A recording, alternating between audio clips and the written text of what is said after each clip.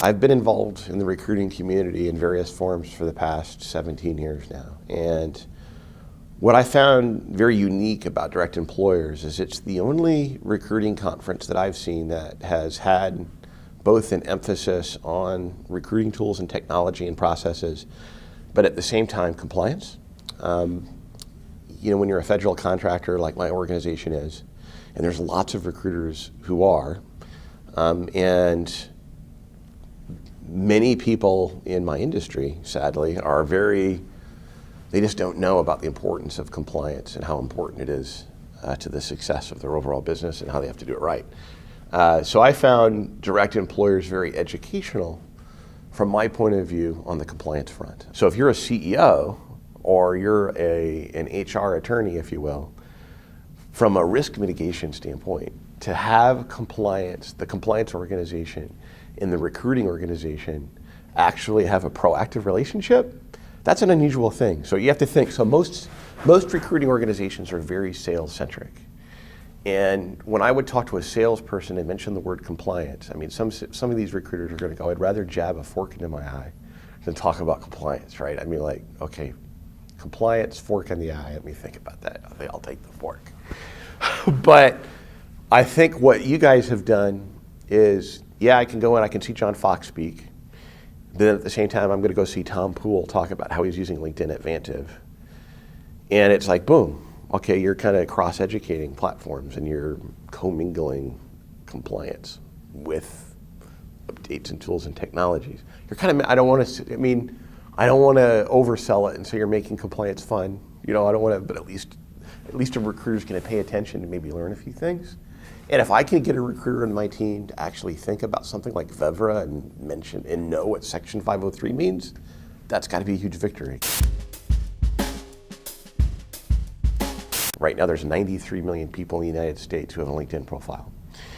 So they've recently done research on LinkedIn that says their pool size was about 18,000 people that they queried. 85% of people who have a LinkedIn profile are open to hearing from a recruiter. So even with as a unique niche profile as my company needs to hire, and one of my examples that I used in my presentation, one of my hiring managers came to me after the Fukushima disaster. We had to help for the Nuclear Regulatory Commission as one of our clients. They came to us and said, hey, we need to find a nuclear fuels expert in the United States who's a United States citizen who has a security clearance, PhD, ideally a tenured professor, who ideally speaks a specific dialect of Tokyo Japanese. And through the use of social media, we were able to identify and find that type of candidate very quickly. So we could pick up the phone, engage, get that person interested, and with one call, we were able to place that role, right? So the game changer in social media is in the finding of the people. Versus actually marketing the positions.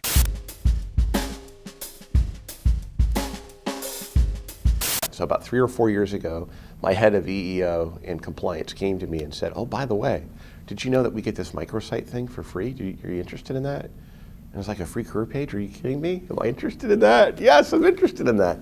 So at that point, I engaged with AJ and Rhonda, and we launched our .jobs domain for the first time and working with them. Now, prior to engaging through .jobs, because of our firewall issues at my company, we have nefarious organizations.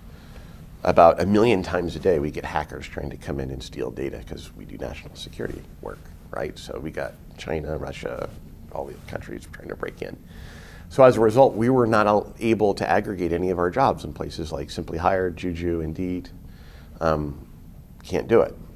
So when I initially engaged with AJ and Rhonda over at DirectEmployers, we created that domain. And for the first time ever, we created our microsite, made it look like our career page. And for the first time ever, we were able to actually aggregate our jobs onto those platforms for free of charge. Now, for instance, in the past 18 months, I've seen my career page at PNL would normally average about 18,000 page views a month. So what I've seen happen on my .jobs microsite is we've gone from when we initially launched it to last month, I had 65,000 page views on my .jobs microsite. It was outperforming my career page by about 5 times. One of the things that DirectEmployers does really well through the .jobs domain is actually sharing my particular jobs with all of my unemployment offices and all the places that I'm posting automatically. So in some ways, I don't want to say it's a get out of jail free card with the OFCCP because there's a minimum expectation that our organization has to do that. But in some ways, the registration fee, if you will, to become a member, to have that type of compliance mechanism is pretty inexpensive. I mean, I don't want to say it's a get out of jail free card, but you know, when the OFCCP comes in and if they're going to do an audit, and if you can say, oh, by the way, I'm a DirectEmployers member,